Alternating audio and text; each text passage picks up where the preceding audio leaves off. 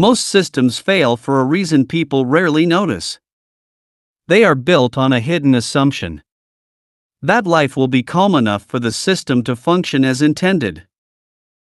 That energy will be available. That focus will be consistent. And that time pressure will stay manageable. On good days, that assumption holds. The plan works. The routine feels reasonable. The structure appears sound. But those conditions don't last.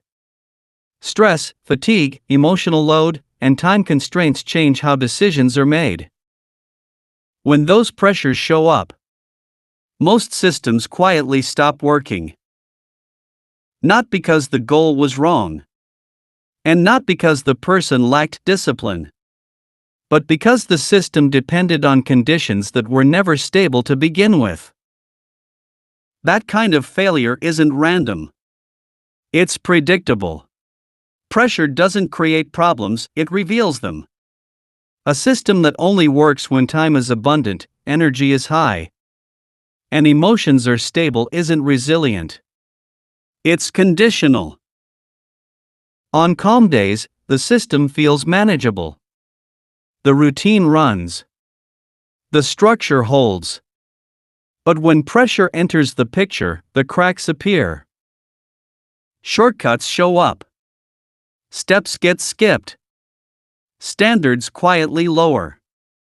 Not because people stop caring, but because the system becomes too heavy to carry under strain. Under stress, the brain looks for efficiency. It prioritizes what feels easiest, fastest, and most familiar. And whatever behavior survives under those conditions is what the system was truly designed to produce. Consistency doesn't disappear randomly. It collapses under stress. When pressure rises, the brain shifts how it evaluates effort and reward. Tasks that once felt manageable suddenly feel expensive. Steps that required little thought begin to feel heavy. This isn't a motivation problem. It's a load problem. As cognitive and emotional load increases, the brain starts conserving resources. It looks for shortcuts. It favors relief over progress. And it abandons anything that feels unnecessary in the moment. That's why consistency is easiest when life is calm, and hardest when it actually matters most. Any system that requires peak effort to maintain will be the first thing to fail when pressure shows up. When systems start breaking down, most people respond the same way. They try harder. They add effort, increase pressure, and raise expectations, believing intensity will compensate for design flaws.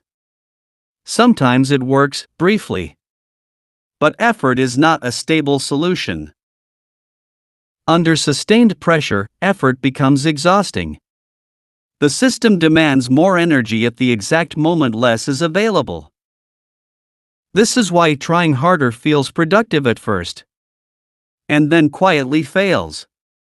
Not because effort is useless, but because effort was never meant to carry the system alone. Any structure that relies on constant force will eventually collapse under its own weight. Most systems fail long before motivation does. They fail under cognitive load. Every decision a system requires carries a cost. What to do next? When to do it? How well it needs to be done. Under pressure, those costs compound. As decisions stack up, mental energy drains, and the brain begins simplifying wherever it can. It removes steps. It delays actions. It defaults to what feels familiar and easy. This is decision fatigue at work. And systems that rely on constant choice become unsustainable the moment life gets busy. The more a system asks you to think, the less reliable it becomes when pressure is highest. When pressure increases, behavior follows the path of least resistance, not the path of intention. Friction determines what happens next. If the right action requires planning, effort, or extra steps, it gets postponed or abandoned. If the wrong action is easy, familiar, and immediately available, it becomes the default. This is why strong systems don't rely on willpower. They rely on defaults. They remove unnecessary steps. They lower the cost of the right behavior. They increase friction around the wrong one. Under pressure, people don't rise to their goals. They fall to their defaults. And whatever is easiest in that moment is what the system was designed to produce. Most systems are designed for average days.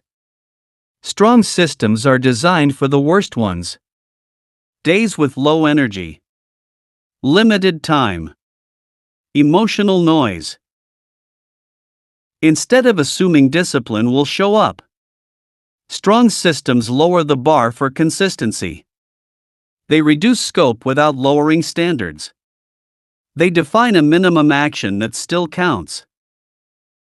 That minimum is designed to be achievable even when motivation, time, and energy are all limited. On hard days, success isn't doing everything. It's doing the smallest action that keeps the system alive. This prevents the all-or-nothing cycle.